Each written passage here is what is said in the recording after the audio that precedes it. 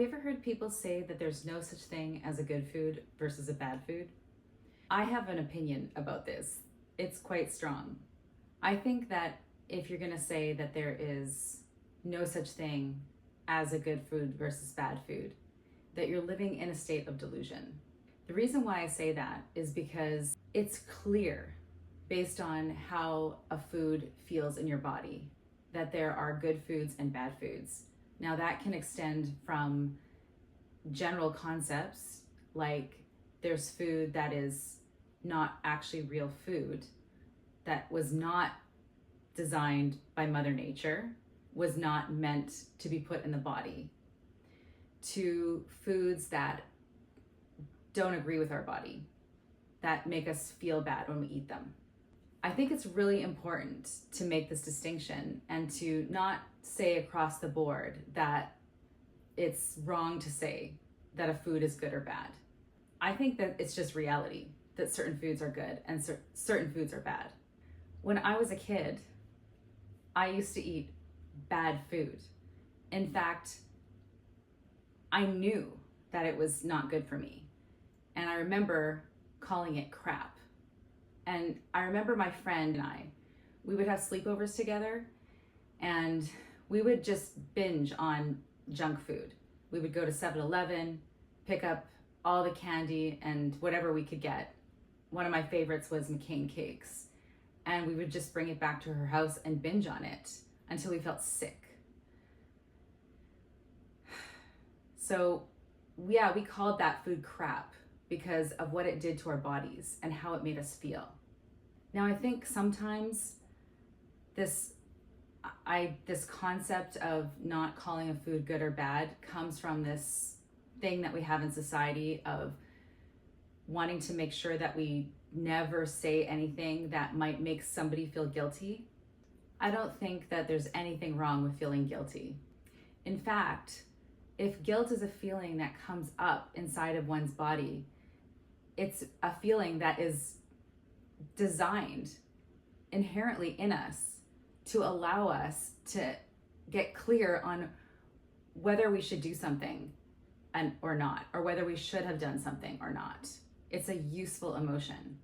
To say that having an emotion is inherent to us and that we have is wrong just doesn't make sense. What you'll notice is that the feeling of guilt comes from within. If it comes from within, it's something that's meant to be there to protect us. I'm not saying that you should feel guilty for foods that you eat. I'm saying that if something inside of you makes you feel bad after you've done the act of eating something that doesn't work for your body, that is a sign from your body that that food is not good for you. If it's not a good food, then it's a bad food. I think where people get confused around this topic is not making the distinction between shame and guilt. I think guilt is a useful emotion that can guide us to make better choices in the future. But shame is something that we feel relative to something outside of ourselves. Like we feel shame when we don't want other people to see what we're doing. Or we feel that because somebody has actively shamed us. So calling certain foods good and certain foods bad is not shaming people. It's not about the people or the behavior. It's about the reality of the food. So yes, there are good foods and there are bad foods. Good foods are foods that are meant for the human species to be eating. They're natural, they're found in nature. They grow off a tree, they come out of the ground, and they are meant for human consumption. Sometimes we forget we're just like all the other animals, that we have a natural diet that is meant for us to eat. What are the bad foods? Bad foods are the foods that are not real foods. They're food products. So good foods are foods that are provided by nature. Essentially, there's a scale of good and bad when it comes to food. And how bad or good a food is for us is based on somewhere where it sits on a scale between artificial and natural. So no, we shouldn't be shaming people about what they eat. But that doesn't mean that we can't acknowledge the reality of that some things are just better for us than others. And some things in life are good for us, and some things in life are bad for us. And that extends to food as much as it does to any other part of our lives. I knew as a young child the food that made me feel good and the food that made me feel bad. And when I felt guilty after eating it, it wasn't because I felt that I was a bad person and that I needed to shame myself in any way. I just felt bad, like guilty towards my body, that I had done that to myself yet again. And that guilt is what helped me become aware of those foods not being good for me. But guilt should only be a temporary emotion. It's not one that we should sit in. When we sit in the feeling of guilt, that's when it starts to become shame.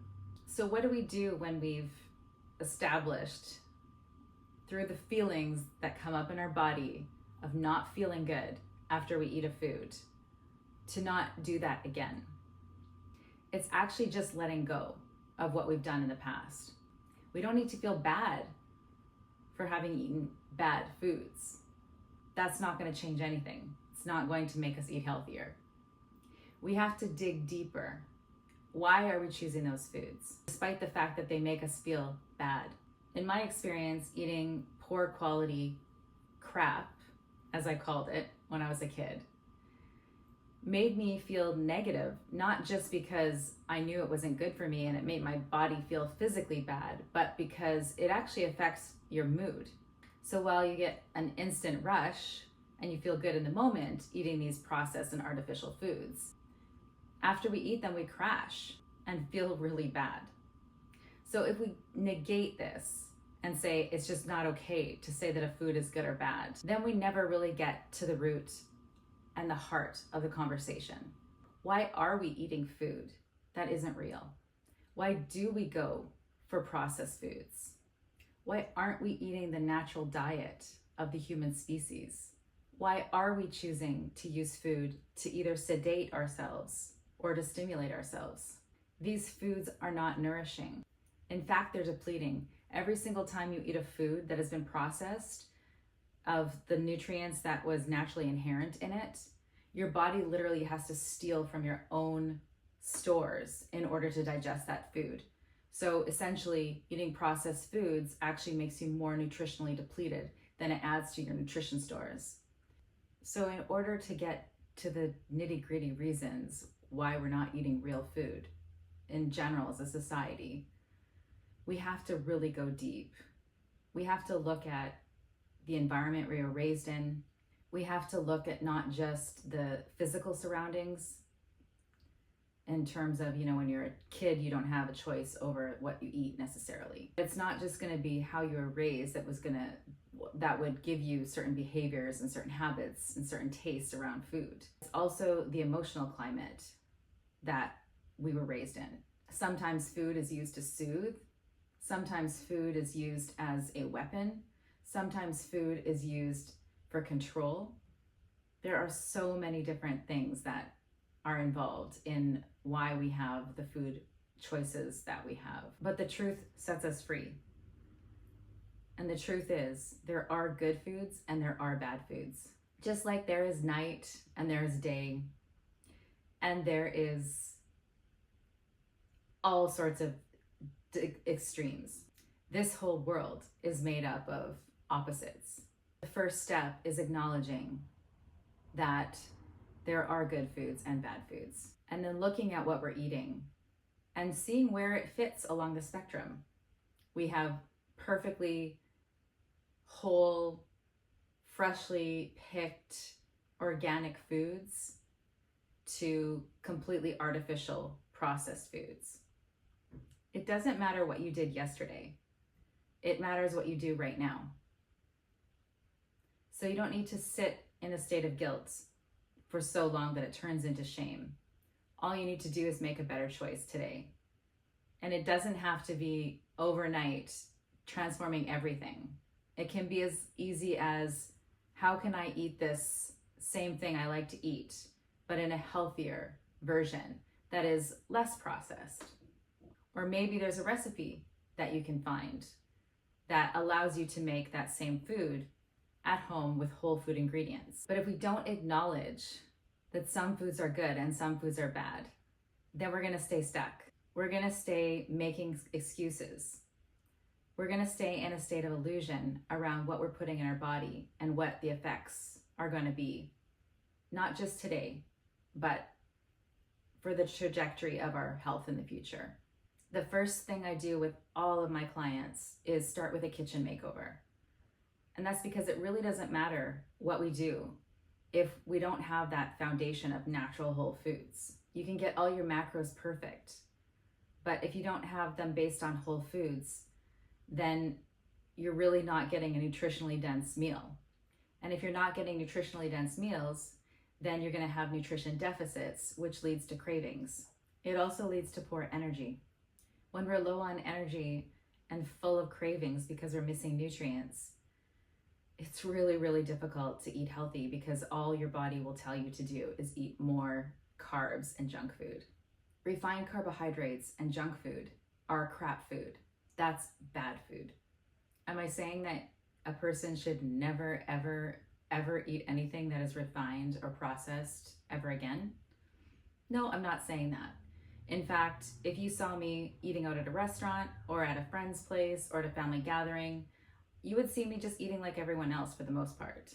I wouldn't feel guilty about it because I know the context in which I put those foods in my life.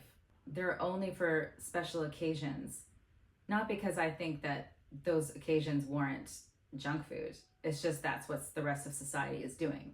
If I was hosting the party, it would be yummy, delicious treats, but it would all be made with whole foods. Basically what I do is I have a rule. I bring all natural whole foods into my own kitchen, and that's all the ingredients that I have. So when I go to cook something, it's always healthy. It's always healthy because it's made of natural whole foods. The problem is that what a lot of people do is they try to follow some kind of like 80-20 rule, but they also apply it to their kitchen. So if you have 20% of the ingredients in your kitchen processed, plus you're eating out, plus you're getting takeout, plus you're going to gatherings and restaurants, etc. Suddenly it's not 80-20 anymore. It's more like 40-60. If you're not healthy, that makes a big difference. Of course, if you are already in a good state of health, you're going to have more leeway to be able to get away with eating refined foods and junk foods before you have negative side effects from it. So for a healthy person, eating junk food isn't as bad as for an unhealthy person who eats that junk food. We even have to be moderate about moderation. Sometimes people say, oh, it doesn't matter, just, be moderate. But sometimes we're too moderate to the point that we're extreme about moderation. And we avoid doing sometimes more extreme things that we might need to do to get our health back in balance. Some foods cause really bad inflammation in people's bodies and make them feel really ill. And those people are often shamed for choosing to eat healthy. In fact, they go to a family gathering or they eat at a restaurant and they mention that they can't have a certain ingredient and people mock them for it. That's real shaming. It's actually shaming people for wanting to be healthier. And that's extremely common. There are many people that have food sensitivities and allergies that really struggle in this world because people don't like that they have certain limitations on their diet. Limitations that they've imposed in order to not harm themselves, despite it being an inconvenience to others. Those foods that they can be intolerant or allergic to can be foods that are considered healthy. So I think in general, we could say that artificial foods are bad, natural foods are good, but also in certain situations, certain foods don't work for certain people because of certain health challenges that they have. And so what's good or bad when it comes to food is going to be completely based on a person's unique health state and individual needs. So at the end of the day, all I'm really trying to say is that we need to acknowledge the reality of how food was actually meant to be for us as humans. and not try to defend processed foods. There really is no need to defend processed foods. To call them what they are is to acknowledge the reality of the harm that they do to many people. So let's just get real about our food, and let's get our kitchens stocked with real food. Those of us that do have the money to be able to vote with our dollars, that's the best way that we can make a difference in this world for other people and their nutrition. I believe we have a responsibility to invest in good quality food and the companies that provide good quality food. Every time we give our money to these processed food companies, that's money that not only is not well spent and doesn't provide the value for what we've paid for it, but it's money that's not going to the companies that are actually making good quality food, the local people who are, at the farmers market, who are farming and making natural and organic food for us to eat. Their food is real, and their food is good food. And if we stop buying processed food, then we're not putting our money into fueling that industry.